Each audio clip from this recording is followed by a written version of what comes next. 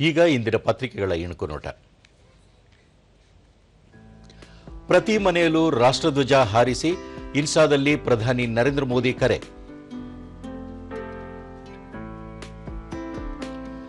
ಕೋಲಾಹಲದಲ್ಲೇ ಅಂತ್ಯದತ್ತ ಸಾಗಿದ ಅಧಿವೇಶನ, 14 ನಿಮಿಷಕ್ಕೆ ಕೊನೆಗೊಂಡ ಲೋಕಸಭೆ ಕಲಾಪದಲ್ಲಿ 2 ವಿಧೇಯಕಗಳು ಚರ್ಚೆ ಇಲ್ಲದೆ ಅಂಗೀಕಾರ.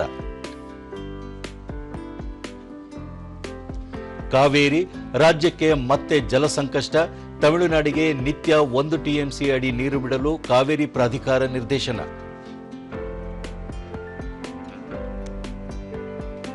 ನಾಳೆಯಿಂದ ಅಧಿವೇಶನ, ಡಿಕೆಶಿಗೆ ಮೊದಲ ಪರೀಕ್ಷೆ, ಡಿಕೆಶಿ ಸಿಎಂ ಆದ ಬಳಿಕ ಮೊದಲ ಅಧಿವೇಶನ.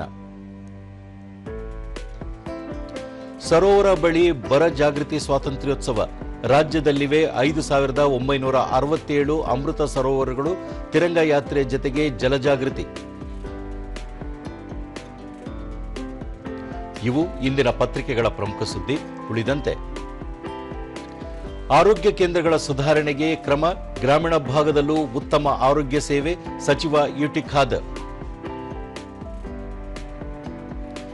ಇನ್ಮೇಲೆ ಶಾಲೆಗಳಲ್ಲಿ ಮಕ್ಕಳಿಗೆ ಬ್ಯಾಂಕಿಂಗ್ ಪಾಠ, ಪ್ರತಿ ತಿಂಗಳು ಹಣಕಾಸು ಸಾಕ್ಷರತಾ ಚಟುವಟಿಕೆ ಕಡ್ಡಾಯ, ರಾಜ್ಯದ 956 ಶಾಲೆಗಳಲ್ಲಿ ಪ್ರಾಯೋಗಿಕ ಜಾರಿ.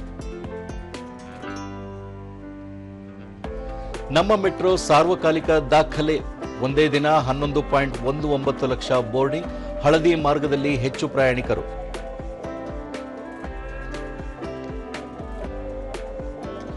ಕ್ಯಾನ್ಸರ್ ಮೇಲೆ ನಿಗಾ ವಹಿಸಲು ಎಲ್ಲಾ ರಾಜ್ಯಗಳಿಗೆ ಸುಪ್ರೀಂ ಕೋರ್ಟ್ ಸೂಚನೆ, ಕ್ಯಾನ್ಸರ್ ಅಧಿಸೂಚಿತ ಕಾಯಿಲೆ ಎಂದು ಗುರುತಿಸಲು ನಿರ್ದೇಶನ.